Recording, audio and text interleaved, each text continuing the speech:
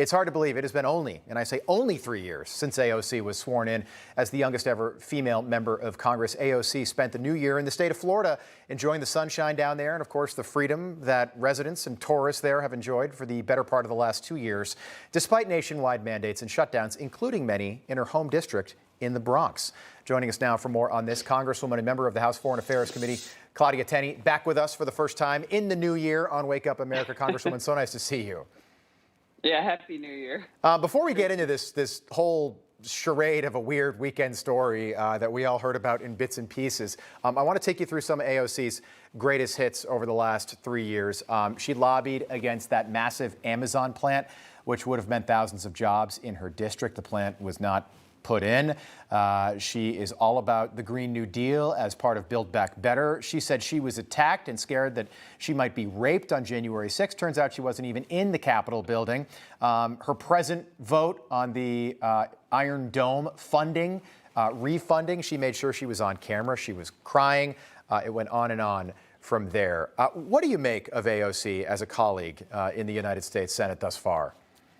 Well, you missed one. She was crying at the border, too. Remember that? That was a big one as well. Yeah. We could have kept going and going, by the way.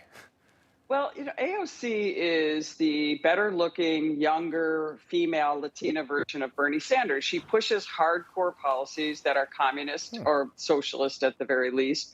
And she has been a great, great motivator for a lot of people, unfortunately, who don't understand that our country is about freedom.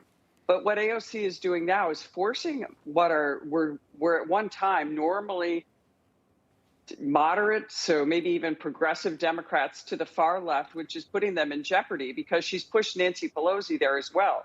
So what you have is a bunch of moderates who now have a far left voting record who are going to try to run in swing districts or districts that have been maybe modified as moderates, and now they're actually far left. So there isn't a single moderate that serves in the House of Representatives right now. Wow. They are all far left based on their voting record. They may project and say they're moderate, but they're not voting like moderates, and that's because of AOC and her legacy.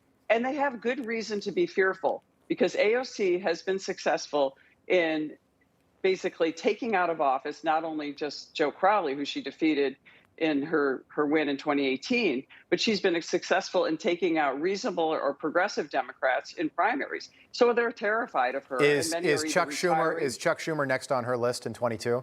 Well, you know what's interesting? There's been a little dynamic where Chuck Schumer seems to be saying, run against Senator Gillibrand instead of me. Yeah. And I see that in the tea leaves. It's not something that's overt. But I think they're all legitimately afraid of her because with the far left progressives winning and taking over everything, and watch out for the new mayor, Eric Adams. He's not some moderate alternative to de Blasio. He may be more appealing. I worry he's going to put in the vaccine mandates. And so this far left wing in New York City is going to be a problem for Democrats. And let's hope that they go too far again and we get a Republican governor in New York for the first time since 2002 when Governor Pataki was elected for his third term. It looks like Lee Zeldin and Andrew Giuliani will be duking it out for the nomination there. Is AOC like that on and off camera? I've spoken off the record with members of Congress that have said, a lot of that, the fighting that you'll see on camera is really for the cameras, but they can get along. They can go to the Capitol Club or whatever for a drink and actually have a relationship. Is she like that? Is that just the way she is always?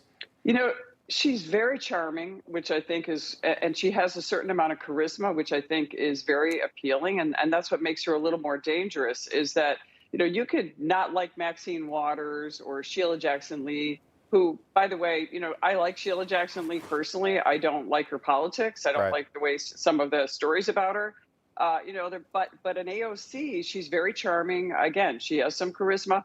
All my interns want to meet her, even though they're Republicans, just because she's AOC. And so that's the part about her that's, I think, very concerning to a lot of people. And then she gets out and doesn't really do her homework. She makes mistakes, as you pointed out at the top of the show, with not knowing her facts.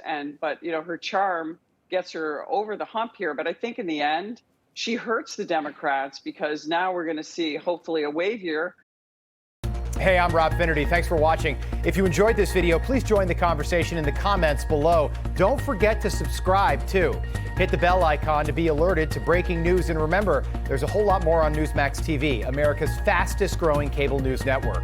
Newsmax TV, we're real news for real people.